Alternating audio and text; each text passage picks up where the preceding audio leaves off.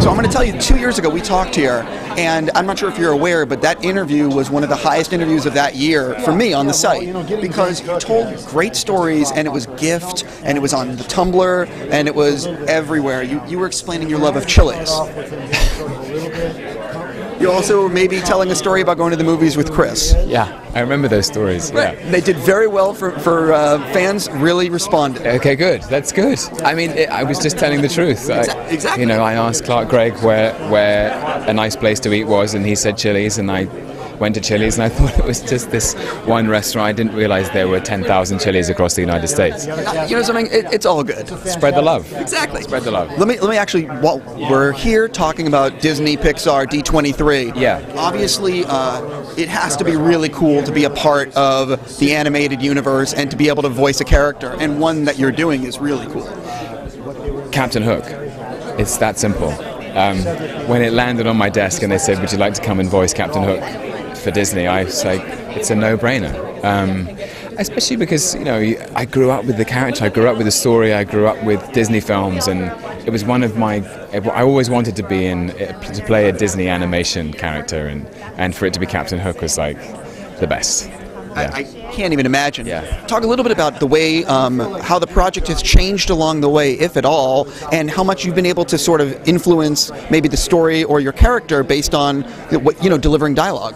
Well, it was an interesting thing. I was presented with the way he was going to be drawn, and there's a huge arc in it as well. So he starts out as an open-hearted cabin boy. He's just cabin boy James. He's on the ship with all the other pirates, and they're this merry band and a motley crew, and they sing songs about plunder and pillage and sailing the seven seas and just being pirates, basically. And there's a huge joie de vivre to that, a real kind of sense of bonhomie and camaraderie that Zarina, this fairy voiced by Christina Hendricks, comes into, because she's run away from where the fairies are in Neverland to Pixie Hollow, and she's left Tinkerbell and all those people at home, and she's now become a pirate captain.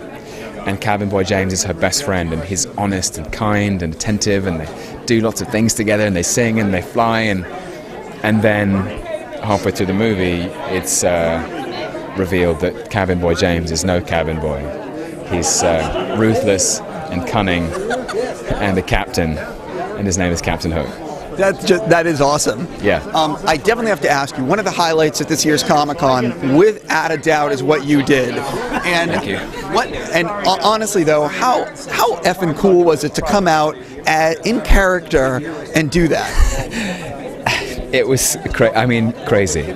Just deranged and all out bananas. I mean, I was so... I wanted it to be good, and I wanted it to work and stuff, but I had no idea that was going to be the response when I walked out on stage. I mean, I thought there might be a few fans in the audience and stuff, but anyway, it was like being at Glastonbury or something, you know. I understand why Mick Jagger does that kind of thing at 70 years old, like, you know, it's a rush. Well, obviously you're doing a script, so who wrote the dialogue, and how much did you maybe change it a little bit based on being overwhelmed by 7,000 people losing their minds? I had to improvise a bit. I mean, I was I wrote most of it, actually. I mean, I knew I just wanted to kind of riff on... Wait, so you wrote all those lines? Yeah. Well, I'm going to say congrats, because that was effing good. Thank you very much. Thank you. Well, I've been playing the character for a while, so I sort of know how he... I knew I didn't want it to be... you know, the guys suggested that I might say something like about introducing the trailer or like the clip or something, and I was like, Loki doesn't know what a trailer is. Like, a clip is probably is what Odin's hand does around your ear when he's angry when you're a child. He clips you around the ear. Like, a clip is a piece of video footage is something that in Loki's mind is non-existent. So I made it a kind of, you know, your ears yearn for untold stories, your eyes crave unseen sights, your imaginations ache and hunger.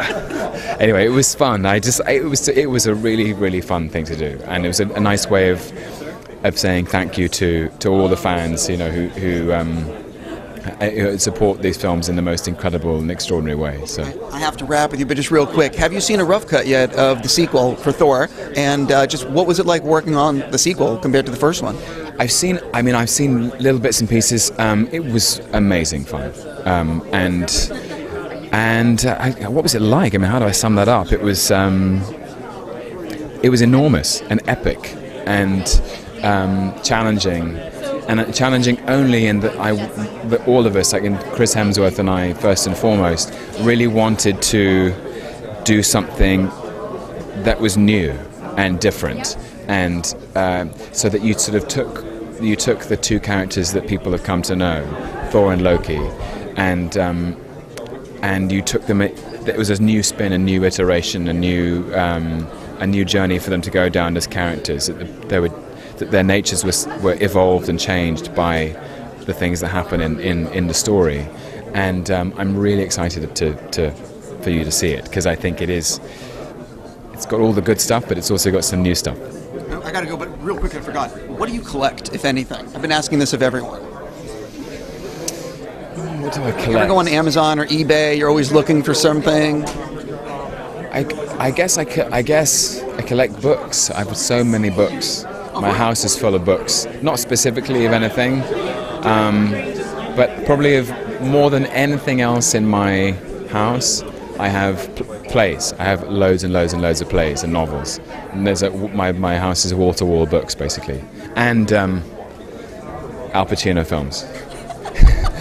I've seen them all. I want to leave it there and say thank you so much, sir. Looking forward to everything. Yeah.